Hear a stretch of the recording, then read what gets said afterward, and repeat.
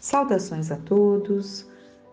Vamos buscar hoje para nossa reflexão no livro Nos Domínios da Mediunidade, que André Luiz nos traz através da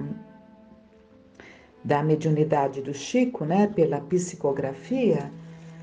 O capítulo é o 15º, chamado Forças Viciadas. E neste livro, muito interessante, para aqueles que buscam compreender a mediunidade, para aqueles que buscam compreender as interferências que nós temos na nossa casa mental, nas nossas vidas, que podem ser influenciadas, por essas companhias que nós elegemos e que acabam fazendo parte ali dos nossos pensamentos, das nossas conversações que julgamos que sejam íntimas, mas na verdade estamos quantas vezes nos deixando levar ou até nos influenciando ou até mesmo nos comprazendo nessa troca, neste compartilhar.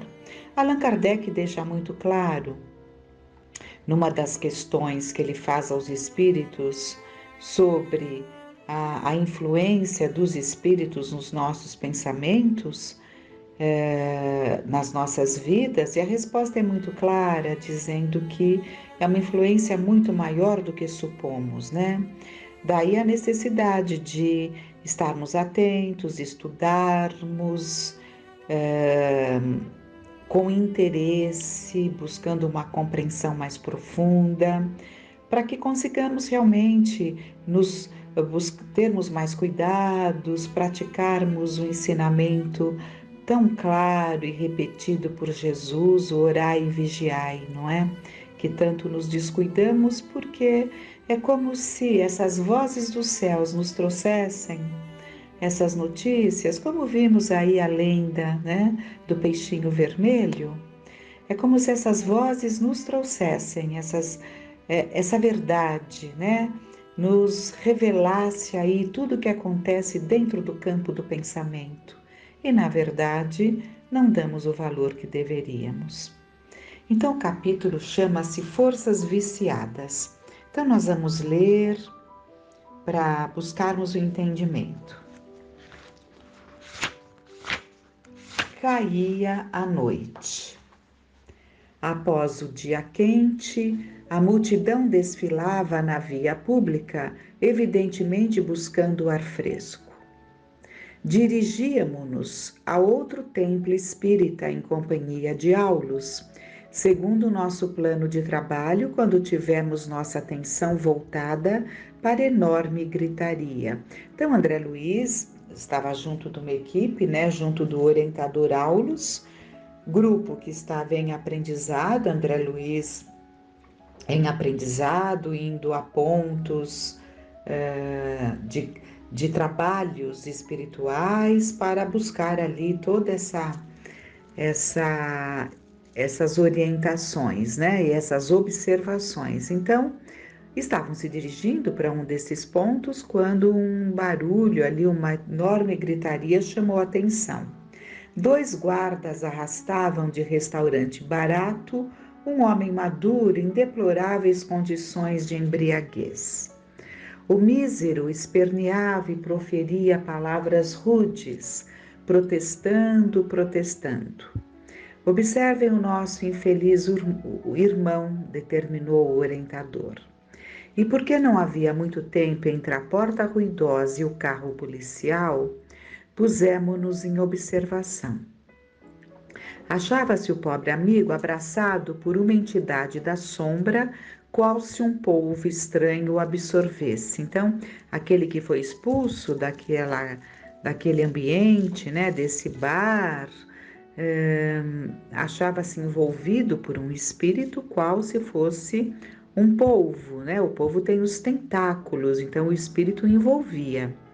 Num átimo, reparamos que a bebedeira alcançava os 2, porquanto se justapunham completamente um ao outro, exibindo as mesmas perturbações. Então, isso nós sabemos, Quando a pessoa se entrega ali,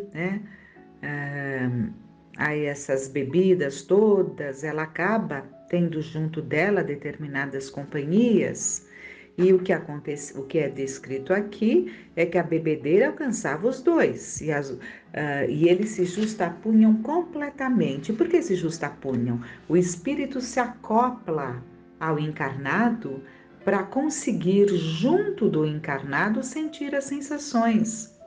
Porque senão, os espíritos, se eles não precisassem do encarnado, eles buscariam os tonéis, sei lá, eles teriam outras formas de aspirarem às emanações que lhes agradam, mas é muito mais intenso através do encarnado. Por isso que eles procuram essas companhias. Em breves instantes, o veículo buzinou com pressa e não nos foi possível dilatar anotações. O quadro daria ensejo a valiosos apontamentos.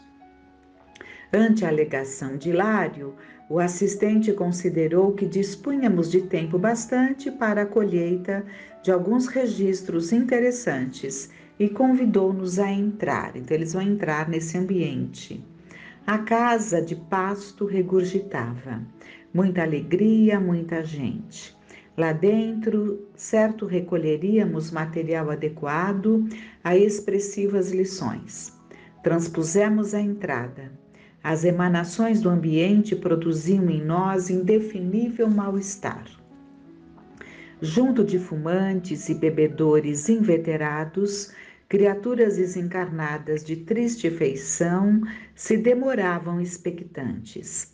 Algumas sorviam as baforadas de fumo arremessadas ao ar, ou ainda aquecidas pelo calor. Então vejam que é diferente de uma fumaça que sai de um cigarro abandonado. Para o espírito é muito mais conveniente, responde mais às necessidades dele,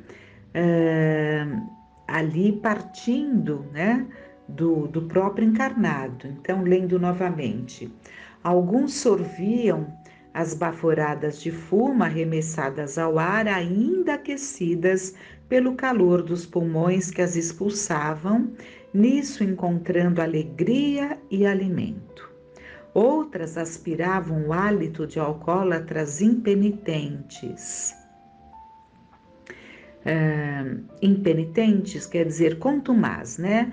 Alcoólatras, ainda se falava alcoólatras, né? Impenitentes, que quer dizer contumaz, que persiste no erro, né? Então é aquele que faz uso da bebida continuamente.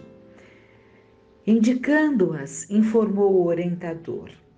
Muitos de nossos irmãos que já se desvencilharam do vaso carnal se apegam com tamanho desvario às sensações da experiência física que se cosem àqueles nossos amigos terrestres temporariamente desequilibrados nos desagradáveis costumes porque se deixam influenciar.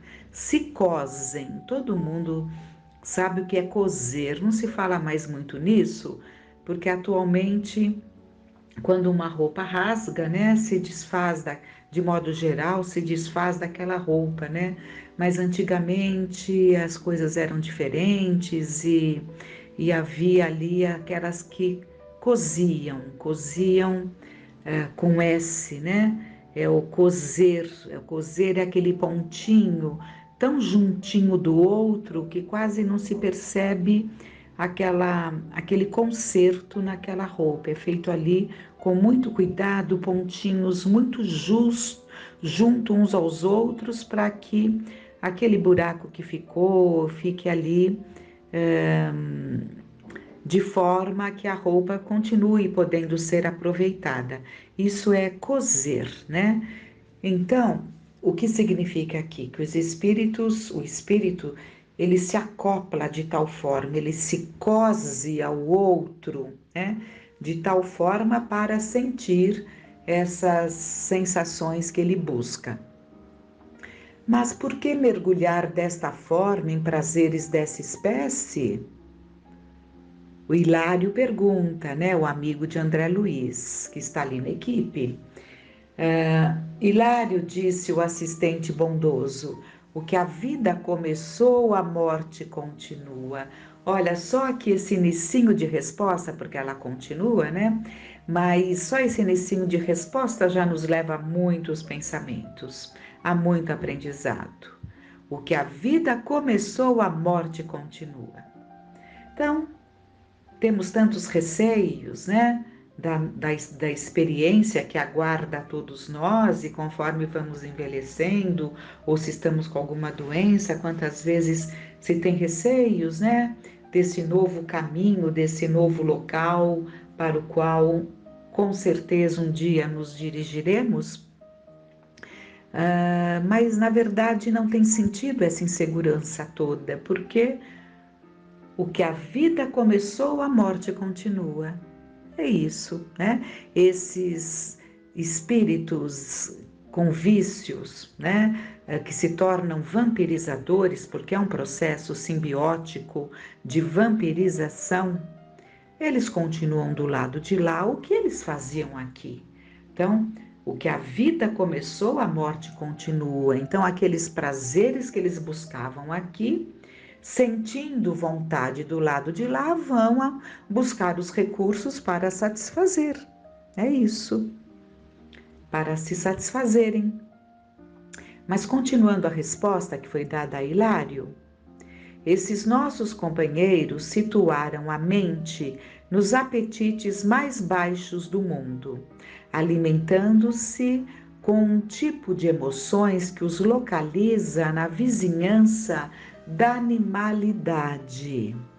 Não obstante haverem frequentado santuários religiosos, não se preocuparam em atender aos princípios da fé que abraçaram, acreditando que a existência devia ser para eles o culto de satisfações menos dignas, com a exaltação dos mais astuciosos e dos mais fortes. O chamamento da morte encontrou-os na esfera de impressões delituosas e escuras, e como é da lei que cada alma receba da vida de conformidade com aquilo que dá, não encontram interesse senão nos lugares onde podem nutrir as ilusões que lhes são peculiares, porquanto na posição em que se vêem, temem a verdade e abandonam-na, procedendo como a coruja que foge à luz. Porque se eles encarassem os fatos, eles perceberiam que, como espíritos despojados do corpo físico, não deveriam estar ainda presos às necessidades fisiológicas. Mas eles não querem que essa realidade se descortine, eles não querem que essa lucidez os alcance. É normal fugir-se do esclarecimento para continuar sentindo os prazeres que agradam. É o processo de viciação, né? Então, aqui, André Luiz relata que o chamamento da morte encontrou-os na esfera de impressões delituosas e escuras, como é da lei que cada alma receba da vida de conformidade com aquilo que dá, né? Então, é bem aquilo. A morte continua o que a vida começou. Meu colega fez um gesto de piedade e indagou: entretanto, como se transformarão? Chegará o dia em que a própria natureza lhes esvaziará o cálice, respondeu Aulus convicto. Há 1000 processos de reajuste no universo infinito em que se cumprem os desígnios do Senhor. Chamem-se eles aflição, desencanto, cansaço, tédio, sofrimento, cárcere, né? Então a vida vai, né? De alguma forma ela nos impulsiona aos processos de reajuste. E tudo se cumpre, né? E o Aulus cita aqui, né? Há 1000 processos de reajuste no universo infinito. Chamem-se eles aflição, né? São as aflições da vida que nos levam ali a buscas né? E com isso vamos nos posicionando, nos melhorando. Desencanto, cansaço, tédio, sofrimento, cárcere. Mas aqui mais especificamente,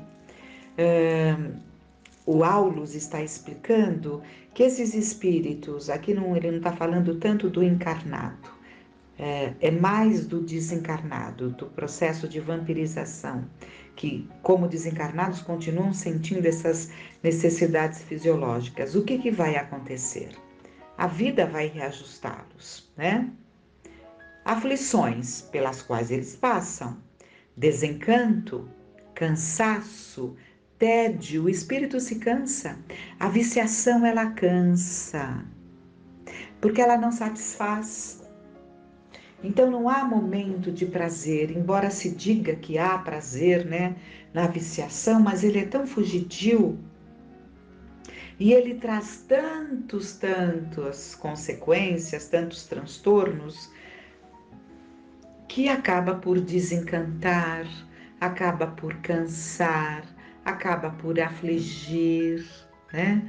Acaba por criar tantos sofrimentos e cárcere, né? Em que a pessoa se sente ali presa a essas situações. Então, a vida se encarrega, tanto para eles desencarnados como para nós, a vida, o curso, que segue o curso da natureza, né? Vai nos apresentar os processos de reajuste. Continuando, contudo ponderei. Tudo indica que esses espíritos infortunados não se enfastiaram tão cedo da loucura em que se comprazem. Concordo plenamente, redarguiu o instrutor. Todavia, quando não se fatiguem, a lei poderá conduzi-los à prisão regeneradora. Como? O Hilário pergunta. Então, André Luiz notou que ali não havia nenhum deles, assim, apresentando sinais de tédio, de cansaço, né? De algum questionamento, desejoso de alguma mudança. Não. Então, André Luiz percebeu isso. E o que o Aulus responde? Que a lei, né? Ela entra em ação. Quando não existe uma mudança por parte do espírito, e quando falamos espíritos é encarnado ou desencarnado, a lei entra em ação. Aí Hilário pergunta, e como? Como que seria isso? A pergunta de Hilário ecoou cristalina, e o assistente deu-se pressa em explicar.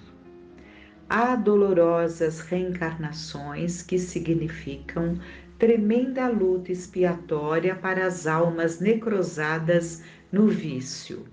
Temos, por exemplo, o mongolismo, a hidrocefalia, a paralisia, a cegueira, a epilepsia secundária, o idiotismo, o aleijão de nascença e muitos outros recursos angustiosos, mas necessários e que podem funcionar em benefício da mente desequilibrada, desde o berço em plena fase infantil.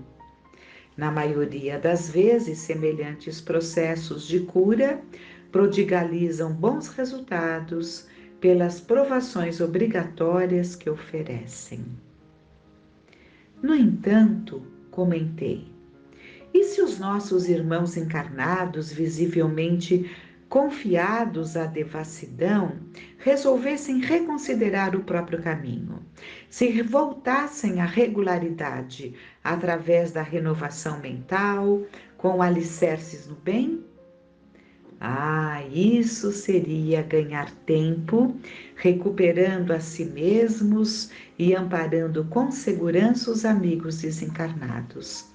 Usando a alavanca da vontade, atingimos a realização de verdadeiros milagres. Entretanto, para isso, precisariam despender esforço heróico. Então é isso O nosso tempo acabou, né? Então, nós vamos continuar no próximo áudio da semana. Esse é áudio da terça, né? Então, o áudio da sexta nós continuamos, para que entendamos, né? O desenrolar desses ensinamentos, dessas interferências, e mostrando que por mais viciosos que sejamos, por mais recalcitrantes que sejamos, vem a lei e determina. Aí reencarnamos em condições mais difíceis. E o que significa reencarnar em condições mais difíceis? É ter ali determinados quadros em que você tem a tua liberdade cerceada por dificuldades no próprio organismo físico, né?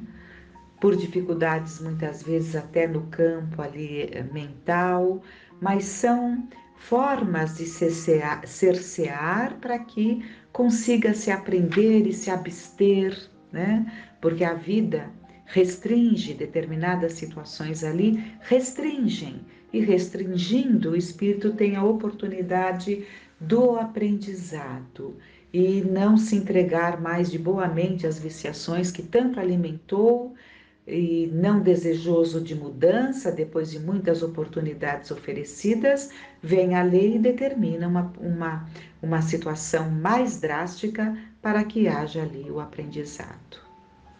Então, por hora, ficam essas elucidações e que fiquemos em paz.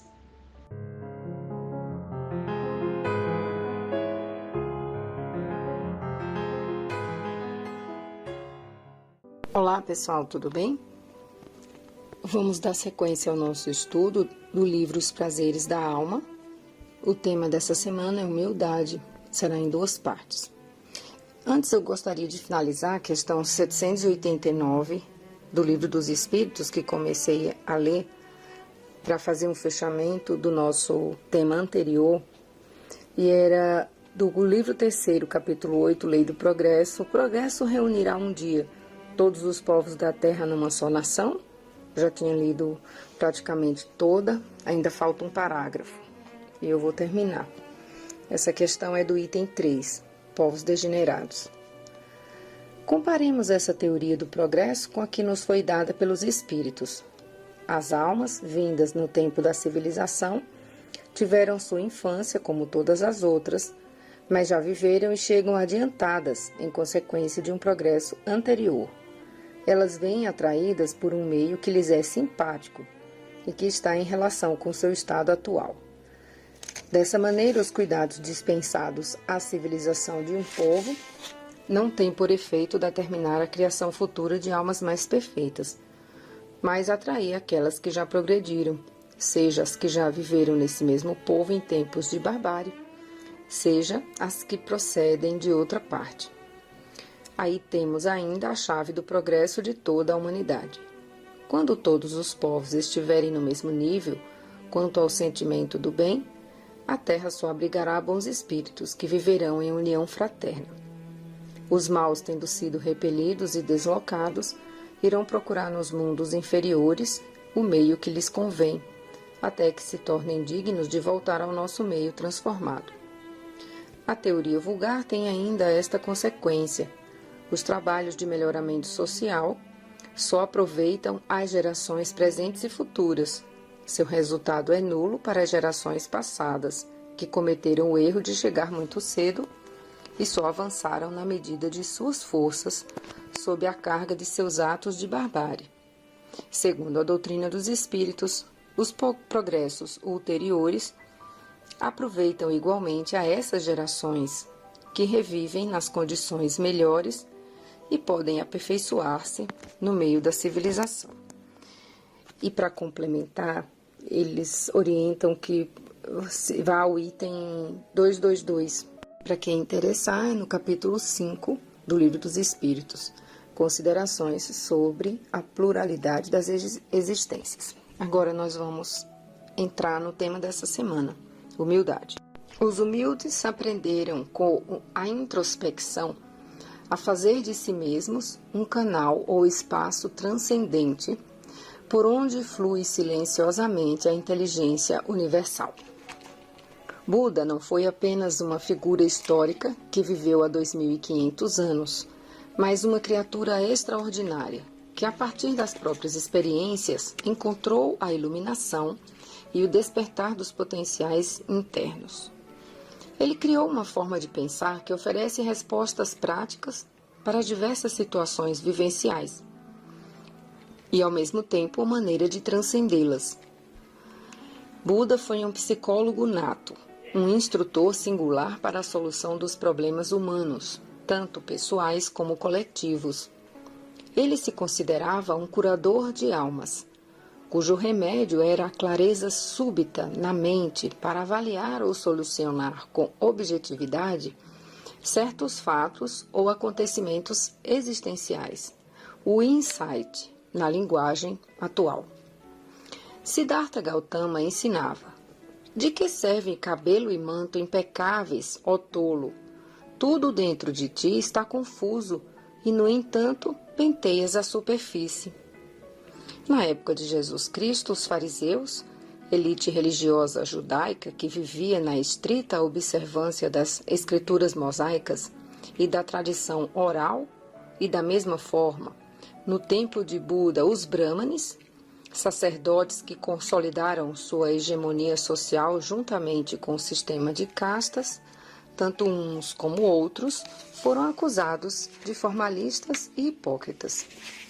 Eram reconhecidos por suas ricas e pomposas vestimentas e por não viverem de acordo com o que pregavam. Todas as almas veneráveis da humanidade possuíam e possuem plena consciência de que falar de humildade não torna ninguém humilde.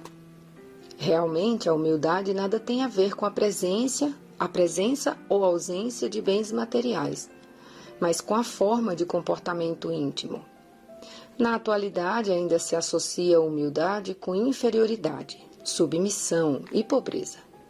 No entanto, ela está relacionada com distinção, gentileza, lucidez, graciosidade e simplicidade. Entre todas as virtudes, somente a humildade não realça a si mesma, porque o verdadeiro humilde não acredita que o seja. No texto citado, Buda se referia aos que se consideravam melhores, mais bonitos e superiores aos outros, advertindo-os de sua presunção e censurando-os pela fascinação da postura elegante, quando deveriam estar mais atentos a seu desenvolvimento e crescimento espiritual. O humilde examina e pondera o orgulhoso, porque um dia também o foi. O arrogante, porém, como ainda não conquistou a humildade, não sabe apreciar e valorizar a simplicidade. Aliás, só quem tem plena consciência do seu valor pessoal é que não precisa se exaltar. Quem não tem, a exibe, de maneira ousada e insolente, sua capacidade, poder, prestígio ou cultura. Os indivíduos humildes realçam a simplicidade das coisas, dada a facilidade surpreendente de apreender e organizar os dados de uma situação. Eles penetram na essência das coisas, pois desenvolveram a habilidade de fazer a mente silenciar. É no silêncio mental que os ciclos habituais ou condicionados das regras e normas preconceituosas cessam, que os padrões de pensamentos inadequados são interrompidos, para que haja a internalização da inteligência universal em nós. Em algumas correntes do budismo, há uma equivocada interpretação do nirvana.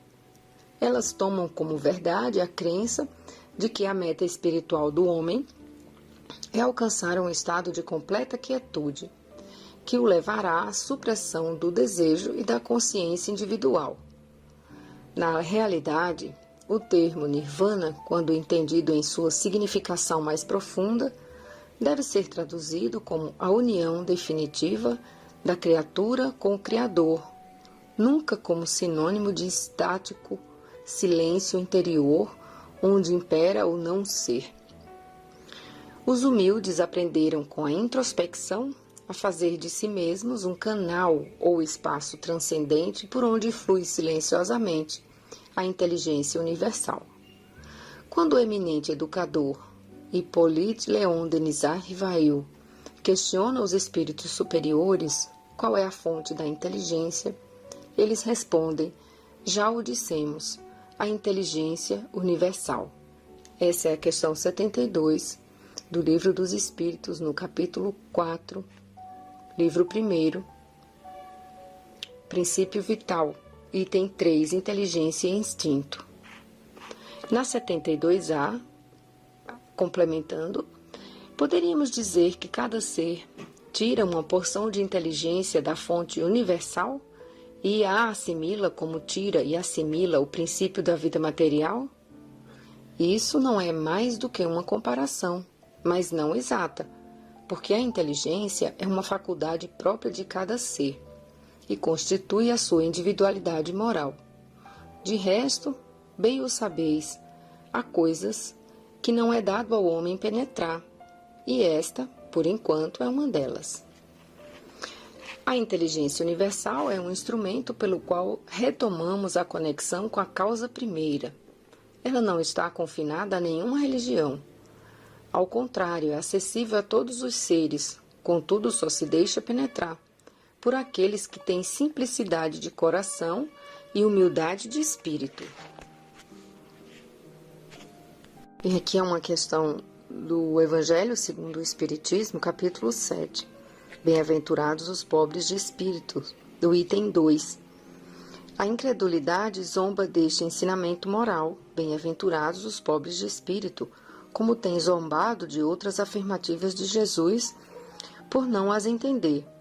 Por pobres de espírito, Jesus não se refere aos homens desprovidos de inteligência, mas sim aos humildes. Ele disse que é deles o reino dos céus, e não dos orgulhosos. Continuando. A inteligência... Por meio de seus recursos infinitos, recebemos as mais sublimes contribuições psicológicas, filosóficas, artísticas, científicas, religiosas, alargando a compreensão da vida dentro e fora de nós mesmos. Segunda parte. Vocação é uma marca de nascença que Deus nos faz em segredo e um dia, sem nos darmos conta, ela se revelará, simples e espontânea. As criaturas, consideradas como espíritos imortais, são portadoras de uma bagagem de inúmeras experiências adquiridas na vida presente, nas vidas passadas e no plano astral. O despertar dos seus potenciais não ocorre de forma abrupta, mas através de um longo período em que o espírito, na sucessão de eventos no espaço e no tempo, se desenvolve por meio do processo evolutivo que transforma o átomo até o anjo, a pedra bruta até o ser integral. Sendo assim, o espírito traz consigo, conforme o progresso adquirido, o próprio jeito de sentir, agir e se comportar diante do mundo. Ao retornarmos à escola terrestre, nos processos naturais da reencarnação, apresentaremos em forma de talentos ou predisposições inatas o resultado dos conhecimentos e das vivências adquiridas em tempos remotos, conjunto de valores organizados e interligados que operam como capacidades ou habilidades naturais. Essas experiências armazenadas em nosso âmago constituem as denominadas vocações, do latim vocatio, ação de chamar, intimação, convite. São impulsos internos independentes da faculdade de raciocinar, ou seja, tendências espontâneas que orientam uma pessoa nas suas atividades interiores e, por consequência, nas exteriores.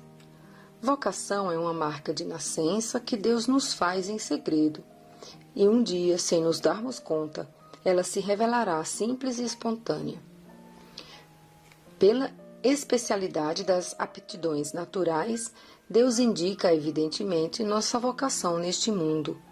Muito dos males decorrem do fato de não seguirmos essa vocação.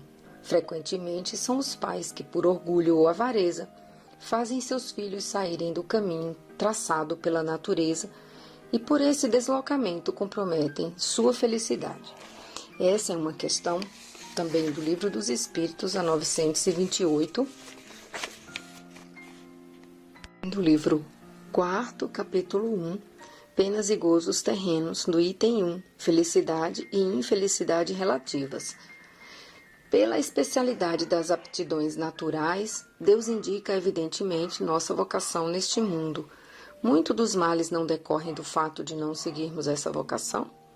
É verdade, e frequentemente são os pais que, por orgulho ou avareza, fazem seus filhos saírem do caminho traçado pela natureza, e por esse deslocamento comprometem sua felicidade.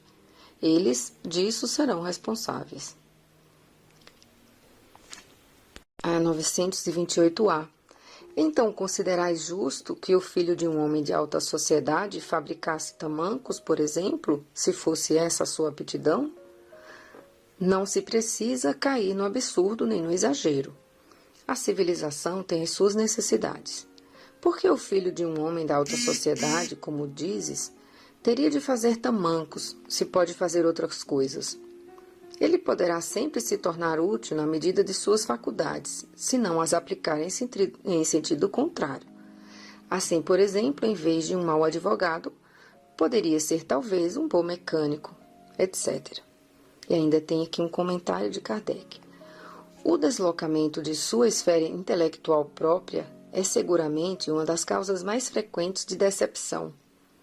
A inaptidão para a carreira abraçada é uma fonte inesgotável de reveses.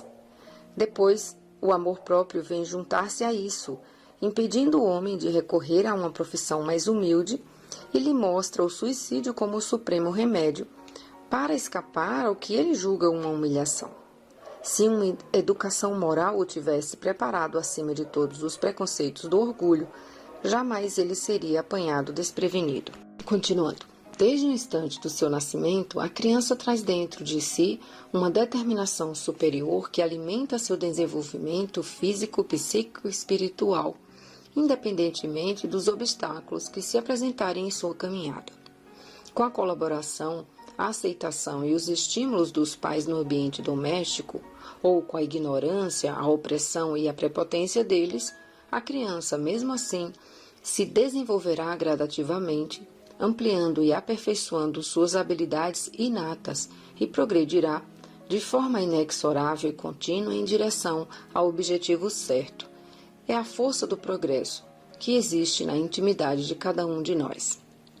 A criança pode encontrar impedimentos no recinto familiar, sofrendo com o preconceito, a incompreensão, a rejeição, o perfeccionismo de pais inseguros e neurastênicos que podem prejudicá-la e desviá-la momentaneamente do seu projeto de vida ou trajetória interna.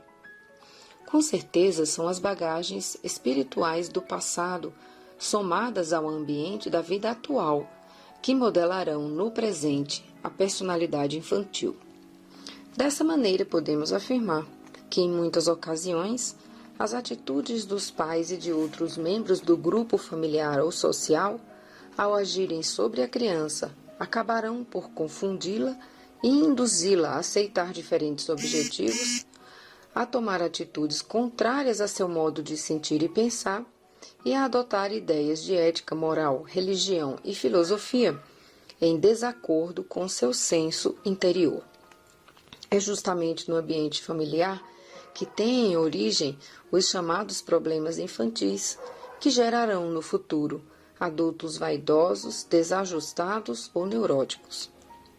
Os indivíduos que não se deixam levar pela inspiração de sua diretriz interna, inata, ou eixo básico, e que se identificam com a imagem construída com base nas expectativas dos outros e nos desejos, valores e atitudes de pais inflexíveis e dominadores, experimentam uma constante sensação de carência, de falta de alguma coisa, ou de que algo de fora precisa ser incorporado.